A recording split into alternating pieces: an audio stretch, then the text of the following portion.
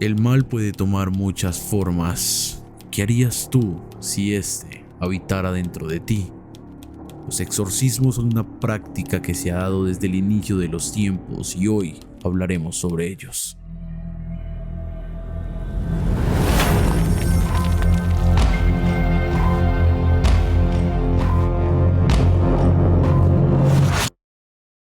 Hola a todos, bienvenidos a Viernes 13, un espacio donde hablamos sobre terror y misterio. Yo soy Adrián Valderrama. Yo soy Dani Ábalos. Y hoy venimos a ustedes con un nuevo tema y con un nuevo episodio. ¿De qué hablaremos en el episodio del día de hoy? Hoy traemos a ustedes un tema bastante interesante y creo que un poquito controversial a lo largo del tiempo, que es los exorcismos. Así es. Además, controversial no solamente en nuestro mundo, sino que muchas otras religiones y muchas otras culturas han tenido debates a través de este tipo de ritos. Ajá.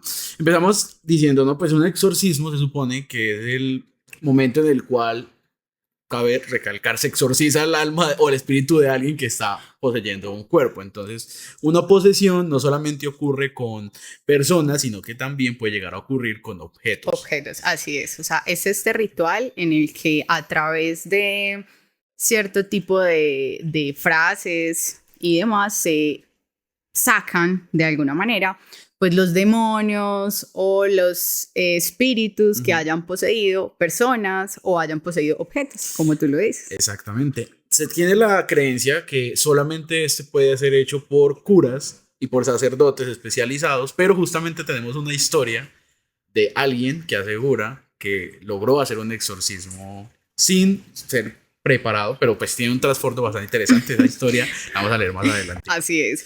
Digamos que no es que se crea, ¿cierto? Sino que la Iglesia Católica, hablando pues ya propiamente de una de estas entidades, la Iglesia Católica tiene establecido que únicamente los exorcismos los pueden realizar sacerdotes que estén autorizados por su obispo. Entonces, no solamente se tiene que cumplir con el requisito de ser un sacerdote, sino que además el obispo debe de haberles autorizado que puedan practicar este ritual. A través de la historia se han ido generando como diferentes reglas que se tienen que tener en cuenta al momento de realizar este tipo de, pues ritual pues exorcista.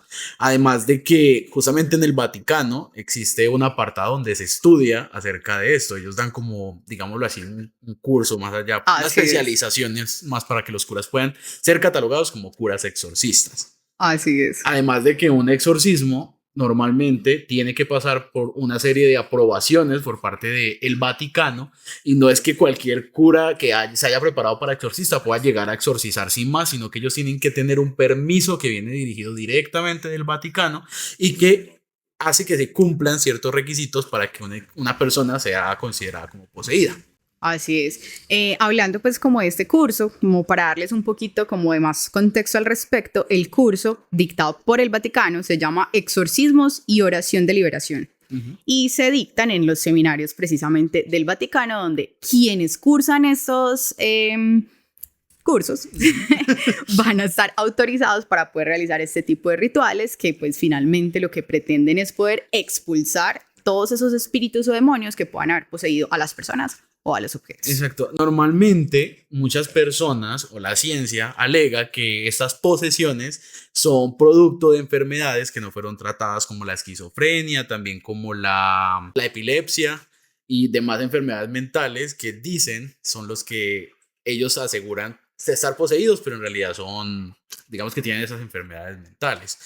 Pero hay muchas cosas a lo largo de historias de exorcismos que conocemos que no tienen explicación, como por ejemplo que se muevan objetos. O que las personas leviten, donde no habría ningún tipo de relación con una epilepsia, por ejemplo, o que tengan fuerza sobrehumana con la que puedan levantar las personas que están tratando de contenerlos. Además, o incluso que tengan manifestaciones físicas como heridas, sangrados, que escupan sangre, o objetos incluso, definitivamente no tienen relación con una enfermedad común. Exacto, además de que hay algo muy extraño que pasa normalmente con las personas que dicen estar poseídas y es que logran hablar en latín o en lenguas muertas que no conocían anteriormente y que logran como decir cosas coherentes, porque eso es otra cosa que, por ejemplo, hay muchos casos en los que la gente poseída dice, no, es que ellos están hablando en latín, pero cuando un sacerdote va a hablar dicen, ah, no, pero es que no tiene sentido lo que está diciendo, o sea, está diciendo Así palabras es. al azar. O sea, exacto, que estén repitiendo palabras al azar y normalmente lo que se entiende es que pueden tener un diálogo y que incluso ese diálogo está en contra de las palabras que tienen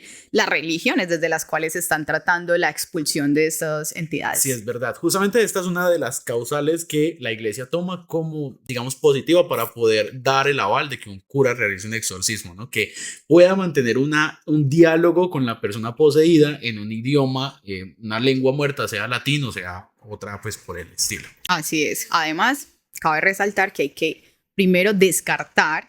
La iglesia exige que primero se tenga que descartar que no hay ningún tipo de enfermedad mental o que no se trata de ningún otro tipo de enfermedad. Y ya en ese momento, particularmente la iglesia católica pasa a dar, digamos, como un aval de esos otros checklists. Que entre ellos está, por ejemplo, el que escupan, maldigan, la capacidad de hablar en un idioma diferente, que era lo que tú nos decías, que sea totalmente desconocido para quien lo está hablando.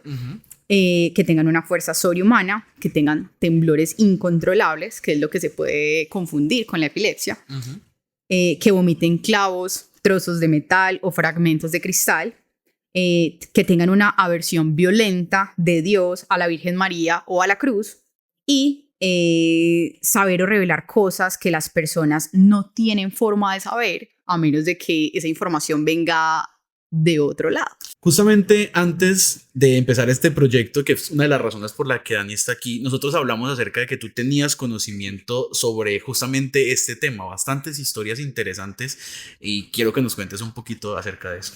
Bueno, efectivamente, hace algunos años, uno de mis amigos más cercanos pertenecía al grupo con el que se apoyaban este tipo de exorcismos en una iglesia que estaba dedicada a este tipo de rituales. Una iglesia que era pues ordenada por el Vaticano, autorizada por el Vaticano, en la cual pues me contaban historias que no tenían una explicación, digamos, natural, ¿cierto?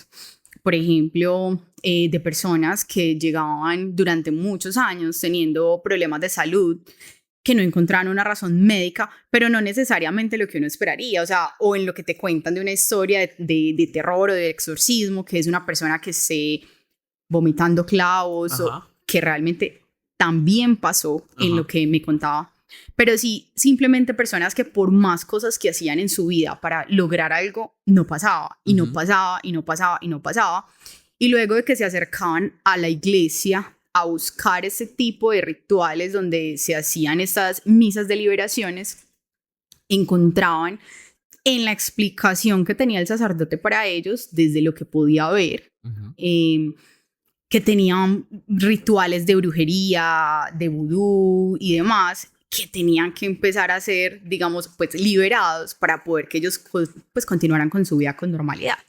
Particularmente un caso que recuerdo mucho es el de una mujer que trabajaba en el centro de la ciudad de Medellín, que empezó a tener muchos problemas en su vida cotidiana, muchos problemas con su familia, empezó a tener problemas de alcohol, y ella trabajaba mucho, tenía sus negocios, y de un momento a otro todo le empezaba a ir mal con su familia, a ser agresiva con la familia.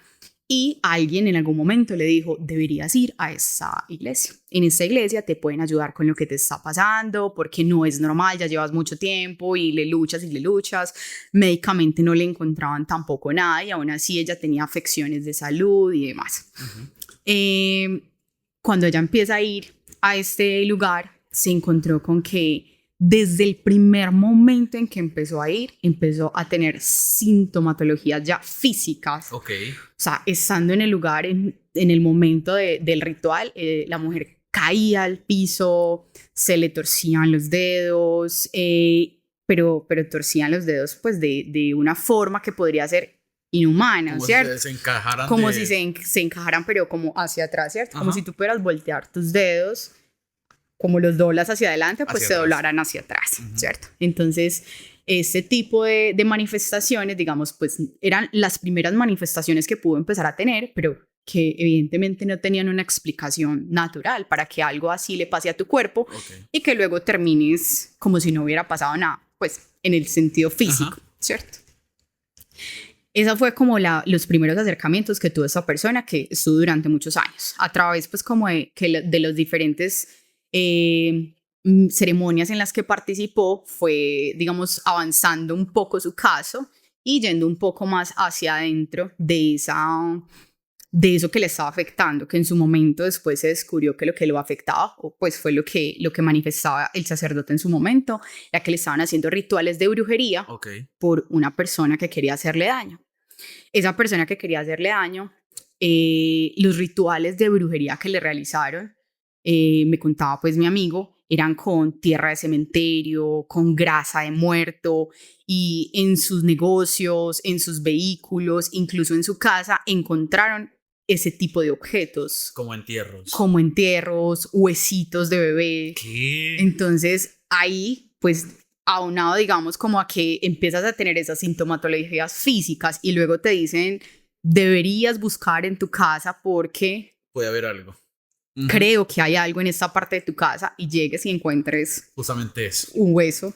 Deberías buscar en la parte de abajo de tu carro porque parece que hay algo y encontraron grasa que en ese momento, pues digamos que, vuelvo y te digo, según lo que nos contaba, en su momento se había dicho que era grasa de muerto y pues digamos que esto era como lo que iba dándole un poco de explicación a todo lo que ella manifestaba tener.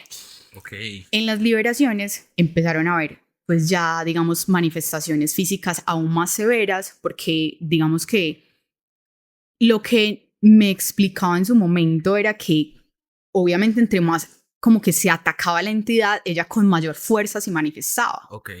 Entonces, más ataques empezaba a tener esta persona, los que empezaba a, ya no solamente se desmayaba y le pasaba pues como este tipo digamos, de movimientos involuntarios en su cuerpo con las manos y demás, sino que ya también empezó a tener convulsiones y conversaciones en otras lenguas, pero no solamente en otras lenguas, sino que le cambiaba su voz. Entonces, o sea, la persona que estaba hablando no era la persona que estaba ahí. Su voz o la familia que la acompañaba podían, digamos, de alguna manera dar como su testimonio de que la persona que estaban escuchando no es la persona que ellos conocían, no es la voz que conocían, no conocían esa persona que estaba hablando en ese momento.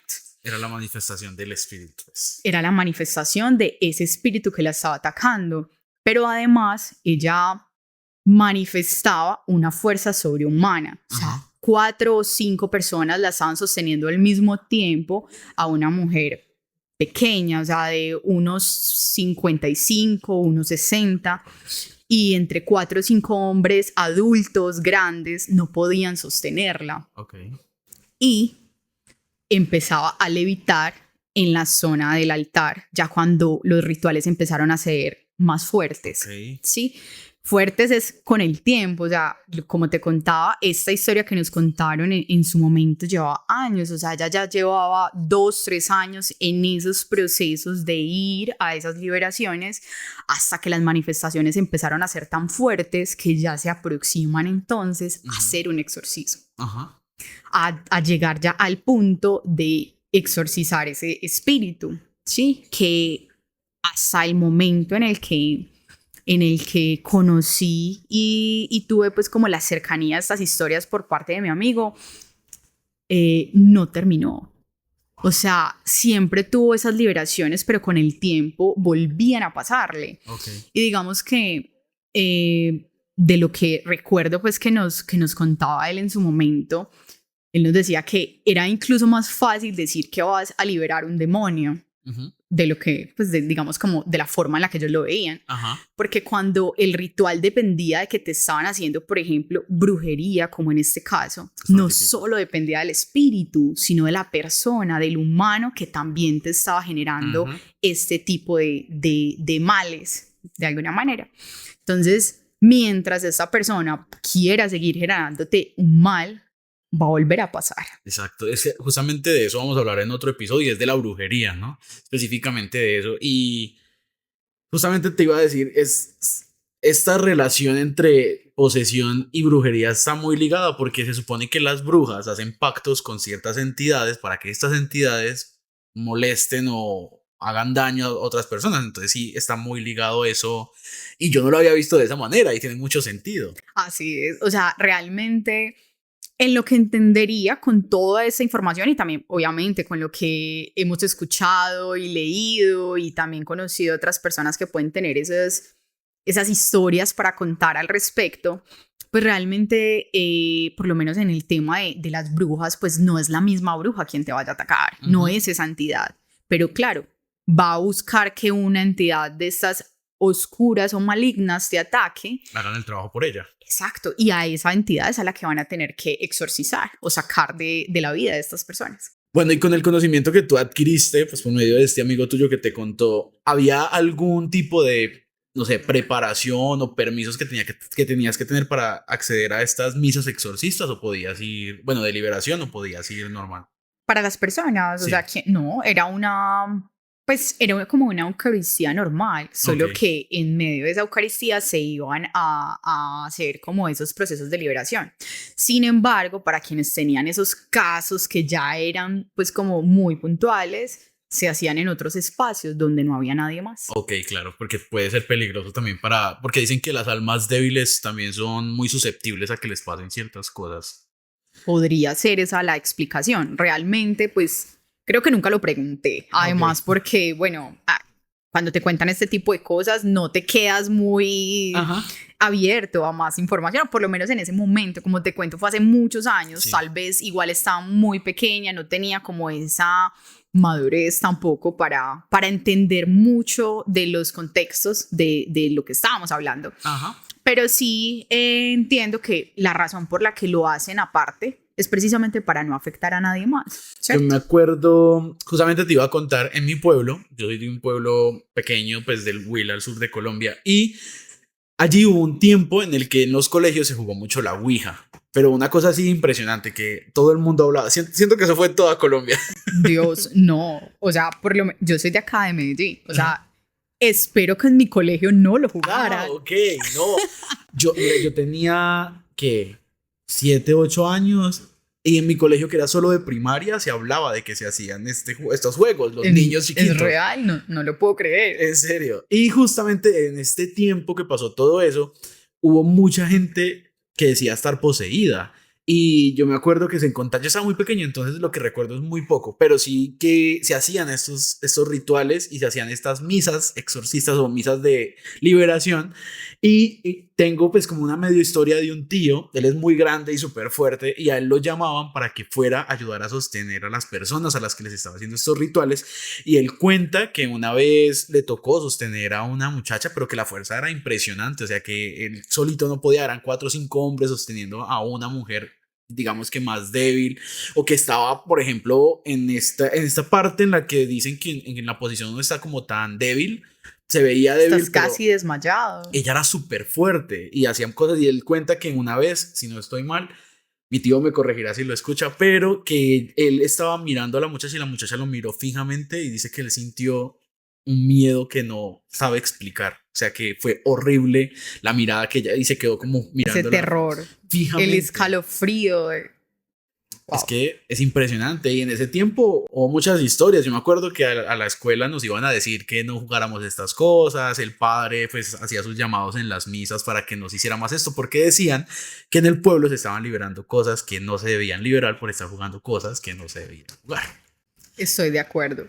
Y para eso es que yo sé y tengo entendido que muchas veces cosas como la Ouija o juegos como el juego del libro rojo, que de pronto hablamos en otro episodio, pero estos juegos tienen una forma de abrirse y una forma de cerrarse, y que hay que tener mucho cuidado al momento de jugarlos, porque puede que, digamos, te puedas proteger bien para que no pasen cosas, pero casi siempre el que juega esto no es alguien que sepa de estos temas. Es un tema de curiosidad, pero la curiosidad puede acarrear consecuencias que pues tal vez puedan ser catastróficas, incluso no para la persona que lo está jugando. Puede abrir un portal, llamémoslo de esa manera, no sé si sea técnicamente correcto, no, pero sí, pero podría abrir un portal que digamos de alguna manera permita que pasen espíritus que puedan dañar a otros, ni siquiera a ti o a la persona que lo está jugando. Además de que normalmente, lo que les decía, o sea, digamos que no es inseguro jugarlo si lo sabes jugar de una manera correcta, pero entonces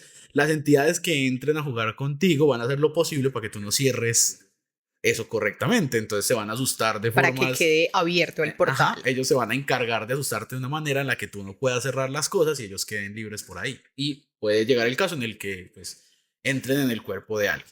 Pero bueno, yéndonos un poco más allá al hecho historias populares, yo no sé si conoces la historia de Emily Rose.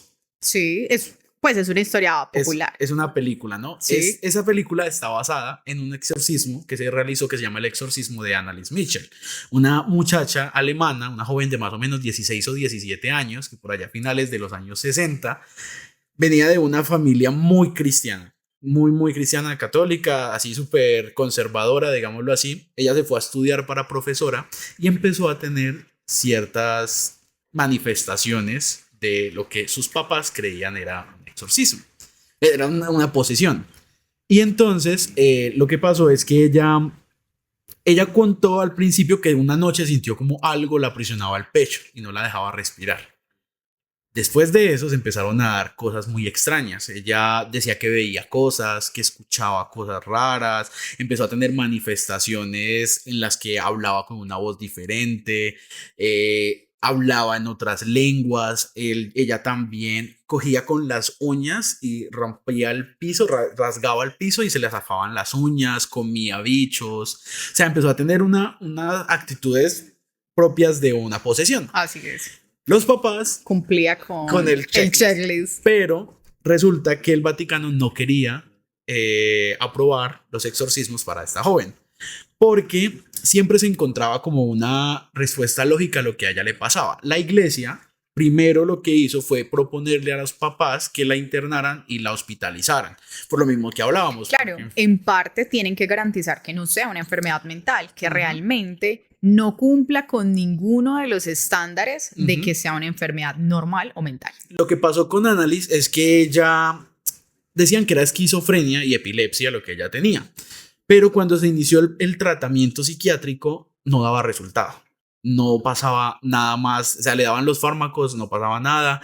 La muchacha empezaba a hablar de este tipo, pues, en estos otros idiomas, hacía este tipo de cosas. Ellos solicitaron al cura, digamos, del pueblo, y el cura pidió el permiso al Vaticano, pero le decían que no. ¿Por qué? Porque ella justamente quería ser profesora de teología. Entonces ella tenía conocimientos de latín, una de las lenguas que hablaba en esos tipos de posesión. Que de hecho, pues creo que precisamente por eso se hace la claridad de que es que hables en una lengua que no desconocida para quien está poseído, porque no es que hables en una lengua diferente de tu lengua materna, entonces hablas en inglés, pero tú hablas en inglés, sí. no pasa nada. Entonces, cuando siguieron como en este proceso, la familia insistía en que quería un exorcismo para la joven, hasta que el cura, no sé cómo hizo, pero consiguió los permisos del Vaticano. A esta joven se le realizaron más de 67 sesiones de exorcismo en menos de un año.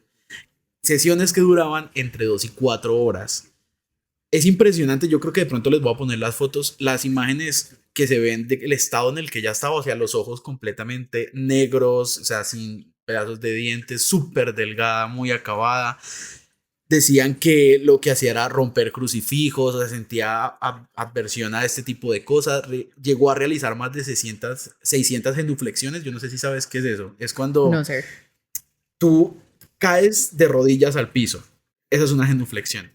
Entonces lo que ella hacía era que saltaba y se tiraba al piso. 600 veces consecutivas, se rompió los ligamentos de las rodillas. El cura siguió, pero los médicos insistían en que ella debía tener tratamiento psiquiátrico. Pero llegó un punto en el que el cura ya no, como que decía que no, que ya estaban cerca de exorcizar el espíritu. Además de que eran, si no estoy mal, 6 o 7 espíritus o demonios los que poseían el cuerpo de Anneliese.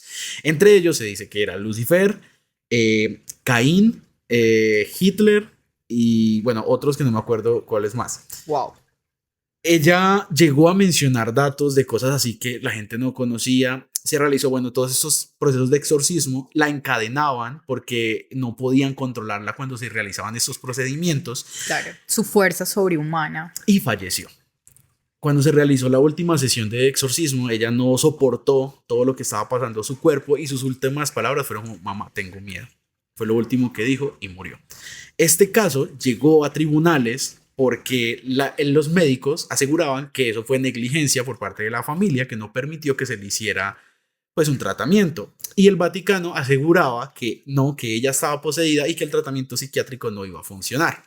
El punto es que, claramente, porque la ciencia casi siempre gana estos debates, se encontró culpable al cura y al papá, a los padres, por negligencia, pero el juez, después de las cosas tan horribles que vivió Annalise, dijo que suficiente castigo había sido tener que pasar por todo ese proceso que habían pasado.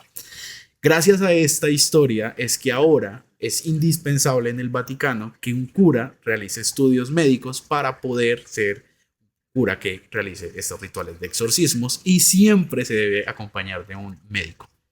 Una historia bastante fuerte, aterradora y además, pues digamos que difícil, pues porque realmente más allá de solo este exorcismo, yo me imagino como me cuentas este final, wow, la familia. La familia a día de hoy, bueno, no sé, no me recuerdo muy bien, pero lo último que decían es que ellos aseguraban que sí había estado poseída y que lo que ellos vieron definitivamente nadie podría contradecir que no fuera una posesión demoníaca. Además de que ella, se tienen en internet, y si quieren lo pueden buscar, más de 47 horas de grabación donde se escuchan los gritos de Annalise, porque siempre los exorcismos se tienen que grabar para tener como una evidencia, un registro de lo que sucedió, de que eso estaba pasando. Y es una historia bastante fuerte porque tú ves las fotos y definitivamente el estado en el que ella estaba al final, es nomás uno ve la película del exorcismo de Emily Rose y es fuerte. Por supuesto, y es basada precisamente en hechos reales. En esta historia que es muy, muy fuerte. Bueno, y nosotros tenemos dos historias, ¿no? Que nos enviaron. Una de ellas nos las enviaron por Instagram. Bueno, la habían enviado hace un tiempo y tengo pendiente ahí una entrevista con este muchacho porque tú leíste la historia y claro que sí. Una historia bien fuerte que nos deja pues bastantes preguntas, y si ustedes están interesados en querer escuchar más a fondo, podemos invitarlo alguna vez a un episodio. Igual recuerden que este espacio está precisamente planeado para que ustedes puedan enviarnos sus historias y que puedan ser parte de este podcast en el que todos podamos conocer un poco más a fondo estas historias que nos gustan tanto. Sí, justamente les voy a dejar aquí el correo electrónico donde pueden enviar sus historias. Nosotros en Instagram y también en TikTok y a veces en Threads les pongo el tema del que vamos a hablar en la noche de grabación. Nosotros grabamos casi siempre varios episodios de corrido, entonces les dejamos los temas y ustedes nos escriben sus historias, y aquí encantados también de leer estas experiencias. Todo empezó cuando era niño y soñaba con exorcizar demonios. Tenía parálisis del sueño y otras experiencias extrañas. Alrededor de los 8 o 9 años, estas cosas dejaron de suceder, pero a los 22 empecé a consumir éxtasis de forma recreativa y sentí que algo se despertó en mí. A partir de ese momento comencé a conectarme más con mi lado espiritual. Eso se dice mucho, ¿no? Que el consumo de sustancias puede despertar tu... Así es, como tu sexto sentido. Además de que hay ciertas, y aquí hago pues el paréntesis, ciertas, digamos que ciertos alucinógenos que te ayudan con este proceso. No sé si tú conoces los hongos. Sí, o hay gente que hace yagé o... Es como la forma en la que lo usas, ¿no?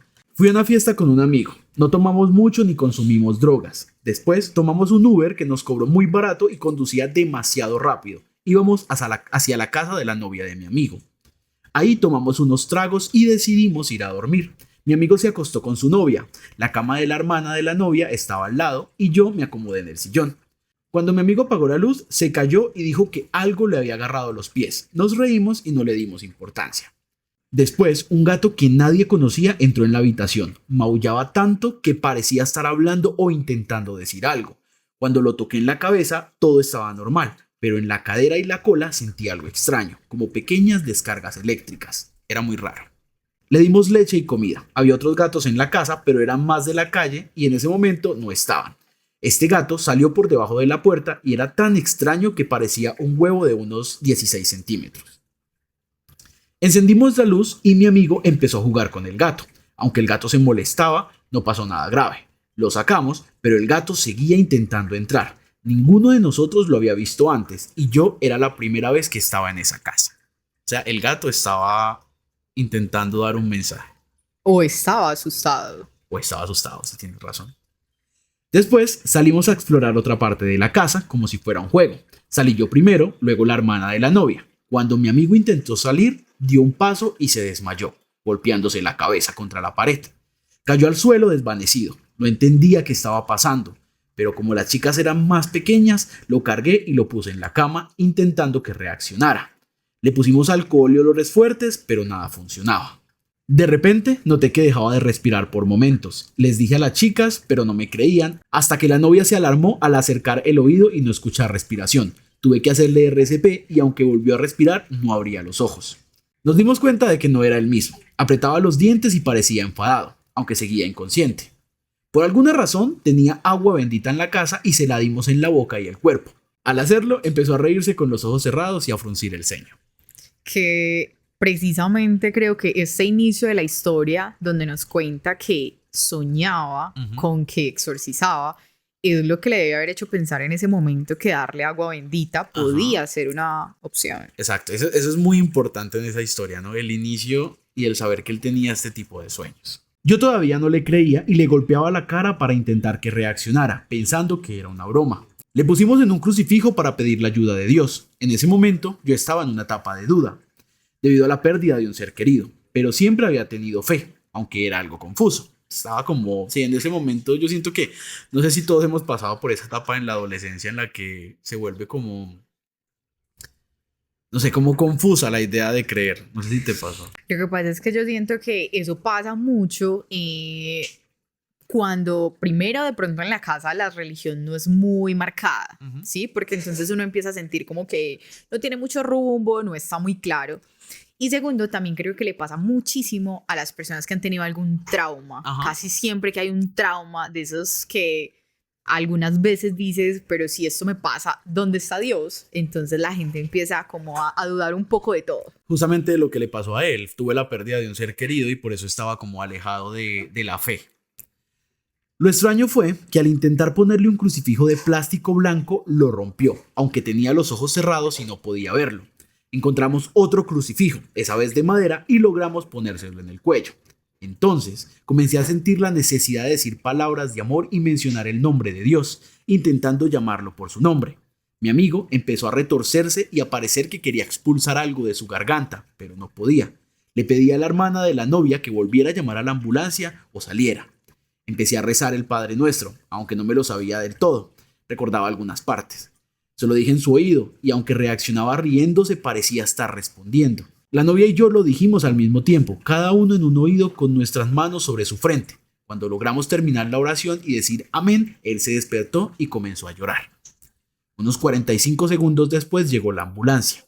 Todo quedó grabado desde el momento en que lo puse en la cama y nos dimos cuenta de que algo raro estaba sucediendo, especialmente cuando dejó de respirar.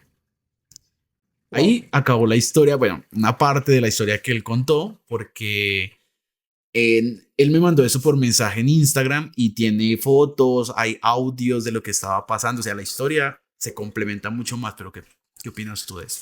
No, pues la historia es bastante contundente, pues para él, además porque me sigue llamando mucho la atención que todo lo que él dice alrededor de su vivencia se conecte con algo que soñó desde niño, ¿sí? Que lo hayas tenido en tus sueños y que por eso sepas cómo reaccionar es algo que cuestiona mucho. Era lo que yo te decía al principio, que me parecía curioso que algunas personas dicen que no es necesario ser un cura para realizar los rituales, porque de pronto, no sé, yo hablando desde la ignorancia, pueden haber personas elegidas por el mismo Dios que manda a que realice, digamos, este tipo de rituales en algún momento en el que alguien lo necesita. Lo que pasa es que estamos hablando y digamos que alrededor de este episodio nos hemos centrado mucho en la religión católica, pero creo que es más porque es de la que más información hay respecto a este tipo de rituales. Pero esos rituales vienen primero desde la antigüedad, ¿sí? Incluso hasta en quienes son historiadores han hecho relatos de cómo Jesucristo incluso era exorcista, quien practicaba este tipo de rituales también, Pero realmente esto también se ve en otras religiones, o sea, el catolicismo no es la única religión que practica exorcismos, también desde las culturas indígenas se han practicado diferentes tipos de rituales que están en manos casi siempre de los chamanes y que también tienen, digamos, desde las divinidades en las que ellos tienen sus creencias, ese poder de expulsar a los demonios que finalmente, o a los espíritus del mal, que finalmente es lo que es, digamos, como el exorcismo. El exorcismo como tal son esas palabras con las que tú vas a expulsar esos demonios o espíritus del mal a través del poder de la divinidad en la que tú creas. Exacto. Entonces, sí creo que en este contexto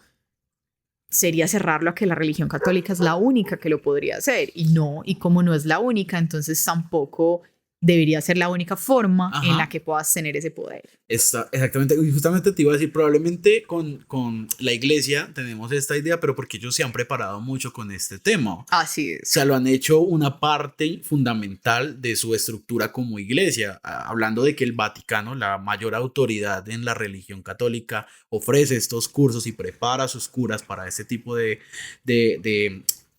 rituales, asegura que ellos tienen, digamos, que una experiencia más avanzada en lo que conlleva a expulsar demonios de personas o entidades. Así es. Yo tengo otra historia. Esta historia es un poquito más larga que la anterior. Entonces, para ir cerrando, vamos a leer esta historia. Perfecto.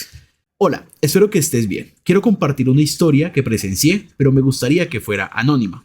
Esta historia sucedió hace 10 años, cuando tenía 17 o 18 años. Estudiaba en un centro educativo en Bogotá llamado Sevipro. Creo que ya no existe. En ese lugar conocí a personas maravillosas que llamé amigos por muchos años. Una de esas amigas, a quien llamaré Sofía, pertenecía a la comunidad LGBT y era mayor que yo. En ese entonces tenía unos 26 años. Sofía tenía una historia de vida muy dura. Había descubierto que fue producto de una violación y había intentado suicidarse en varias ocasiones. Sofía y yo construimos una amistad fuerte, ya que ambas sufríamos de depresión, lo que nos unió a compartir nuestras experiencias. En una de esas conversaciones me contó que durante una de sus hospitalizaciones por un intento de suicidio conoció a una enfermera que se convirtió en su pareja. En uno de sus intentos más graves se cortó las venas del brazo y me explicó cómo hacerlo para morir rápido, sin quedar herida. Tenía cicatrices profundas que cruzaban de un lado a lado. Wow. O sea, una experiencia bastante fuerte. Después de estos episodios, su madre y su abuela, muy católicas, la llevaron a encontrar alivio en la fe. Sofía empezó a asistir a misa, a rezar el rosario y siempre llevaba un escapulario colgado al cuello, que nunca se quitaba. Me decía que no podía quitárselo, pero no me explicaba por qué. En nuestras clases de cocina teníamos que quitarnos todas las joyas, incluidos aretes y pulseras. Un día, durante el examen final, el profesor le pidió que se quitara el escapulario. Al principio, Sofía se negó, pero al final tuvo que hacerlo para entrar a la cocina. Minutos después de empezar, Sofía comenzó a voltear los ojos, gruñir y mover la cabeza de manera extraña. Al principio pensé que estaba bromeando, pero su mirada, llena de ira, me asustó. Empezó a emitir sonidos raros, como si fuera un animal acechando a su presa. O sea, una posesión. Así es. Empezó a manifestar esas señales de una posesión. De repente, golpeó la mesa y todos nos quedamos mirándola. Cada uno de nosotros tenía un juego de cuchillos y Sofía se lanzó sobre una compañera para intentar arrebatarle el suyo. El profesor la vio y la detuvo, pero entonces empezó a hablar en latín con una voz ronca, masculina. Uno de los amigos más cercanos a Sofía, que llamaremos Andrés, la sujetó de los brazos y el cuello mientras le decía: tranquila, tranquila. Nadie entendía qué estaba pasando, hasta que Andrés gritó: el escapulario, pero no lo encontraban. El profesor la sacó de la cocina y comenzó a rezar en voz alta. Le puso el escapulario en la frente. Resulta que el profesor también era católico y salía con una profesora amiga de Sofía. Mientras rezaba, la voz de Sofía cambiaba de tono, distorsionándose como en las películas, con voces demoníacas que parecían salir de su cuerpo. Que parece que no eres tú el que está hablando. Es que es imposible de pronto hacerlo normalmente. Nos encerraron en la cocina, pero yo observaba todo desde el vidrio de la puerta. Sofía se retorcía y escupía espuma, hasta que finalmente se calmó y la llevaron fuera del centro. No supimos a dónde la llevaron y ella no volvió a la universidad durante unos 20 días. El profesor canceló la clase, pero el ambiente en el sitio era denso y pesado, como si una energía negativa se hubiera quedado. Todos sentíamos esa carga y nos fuimos a un centro comercial para distraernos. Nadie quería hablar del tema, solo comentaban lo extraña que era la energía. Me imagino que eso debe quedar. Claro, y además, pues quienes lo presenciaron deben de quedar asustados, pues es algo que no esperas que suceda y no tiene una explicación. Cuando Sofía volvió, nos contó que el profesor y la profesora con la que salía eran sus amigos fuera de la universidad. Aún no entendía del todo lo que sucedía, pero Sofía me contó que durante uno de sus intentos de suicidio, un demonio se había apoderado de ella y que su escapulario era especial, bendecido por un sacerdote experto en exorcismos. Según ella, el demonio solo podía controlarla cuando no llevaba el escapulario y no la dejaría en paz hasta que terminara con su vida. Creía que su alma ya le pertenecía al demonio porque era lesbiana, producto de una violación y había atentado contra su propio cuerpo. Wow. Yo ahí solo difiero en dos cosas y es, no creo que por lesbiano, por ser producto de una violación, un demonio te aceche, pero sí considero que los intentos de suicidio pudieron llamar a alguna entidad a acosarla. Lo que pasa es que ahí yo creo que por lo menos lo vería más desde que bajas mucho tu energía Bueno, sí. y llegas a bajar tanto tu energía con tu propio autoconcepto. O sea, toda esa historia de alguien que siempre se vio en depresión por, pues, obviamente esa concepción que tuvo fue algo fuerte, ¿sí? Pero que esa forma en la que ella se ve a sí misma tal vez es lo que hizo que bajara tanto su energía que la pudiera permear una energía negativa. ¿Te acuerdas que en el episodio pasado hablábamos de la gente sombra? Esa gente que se alimenta de la tristeza Así y es. puede que sea algo también similar. Claro, encontraron perfectamente una víctima de la que se podían alimentar, un huésped. Estaba todo dado para que este tipo de entidades que se aprovechan de las personas que tienen la energía bajita se queden. Por esta razón, Sofía era tan devota, no quería morir, solo deseaba dejar de sentir tristeza. También había ayudado a 2 de sus amigos a trabajar en el centro educativo para que la cuidaran. Sofía vivía con mucho temor hacia ese demonio. Después de todo lo sucedido, en las clases de cocina le permitieron usar el escapulario. Yo por mi parte me cambié de universidad y no supe más de Sofía. Sentí que, en realidad, no la conocía tanto como pensaba. Algunos compañeros con los que aún tengo contacto dicen que Sofía tampoco volvió. Nadie sabe más de ella. Un amigo cercano me mencionó el nombre del demonio, pero ya no lo recuerdo. Solo sé que según lo que encontré en Google, este demonio se apodera de personas que intentan suicidarse. El amigo decía que, a veces, cuando estaba solo, el demonio intentaba controlarlo, ahora a él. Pero había aprendido algunas oraciones que el profesor le enseñó para expulsarlo. Aunque ahora, al contarlo, me cuesta creerlo, yo lo presencié y lo sentí. Espero que esa historia sea de tu interés. Por favor, no reveles el nombre. Gracias. Wow. Pero sí creo que es una historia muy triste. Pues obviamente todas estas historias de exorcismos y personas que están afectadas por estas entidades son tristes. Pero sí, esta particularmente es esa historia en la que yo siento que es alguien que se afectó. Sí. Por la misma forma en la que tal vez se percibía a sí mismo. No, y su vida era bastante dura. O sea, por lo que nos cuentan acá, pues la chica que la conoció era una persona que vivía con mucha tristeza, que lo que tú decías tiene un autoconcepto muy bajo de ella, entonces sí es como el huésped perfecto para este tipo de entidades, estas energías que se aprovechan de las energías bajas. ¿Y qué crees acerca de este demonio que se alimenta, digamos, de gente que intenta suicidarse hasta llevarla al suicidio? Bueno, yo realmente no creo eso, o sea, no creo que te lleve hasta ese punto, pero bueno, todo esto sigue siendo inexplicable, realmente. Sí. No tiene una sola forma de verse ni de leerse y pues hay, precisamente por eso hay tanto, por ejemplo, en los católicos que estudian todo este tipo de comportamientos y identidades que no tenemos idea aún cómo se van a comportar con ciertas personas. Yo creo que lo único que tenemos para cerrar esta historia es desearle lo mejor a Sofía, que haya encontrado salvación, que haya encontrado un lugar seguro donde estar, porque me imagino también el estar pensando que tienes una entidad dentro como debe ser, el siempre tener miedo de que llegue a controlar estas acciones que tienes. Algo bastante fuerte. Así es. Y nada, Dani, muchas gracias por este episodio donde hablamos de este tema tan fuerte.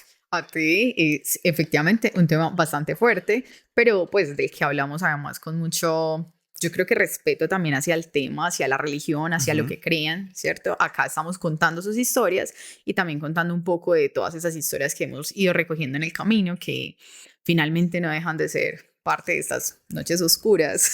Sí, exacto. No, y quiero invitar a la gente, si tienen historias de exorcismos, nos las pueden hacer llegar, que lo que yo quiero de pronto para el final de esta temporada es que recojamos historias que no leímos y leerlas en un solo episodio, contando solo experiencias de ustedes. Así que no piensen que porque ya lo grabamos no va a salir, puede que hagamos una parte 2, quién sabe. Así es, si las historias son muy interesantes, seguramente van a estar en un segundo episodio de Exorcismos. Y nada, pues aquí les dejo el correo electrónico, las redes sociales para que nos sigan y nos vemos en la próxima Noche Oscura. Chao. Chao.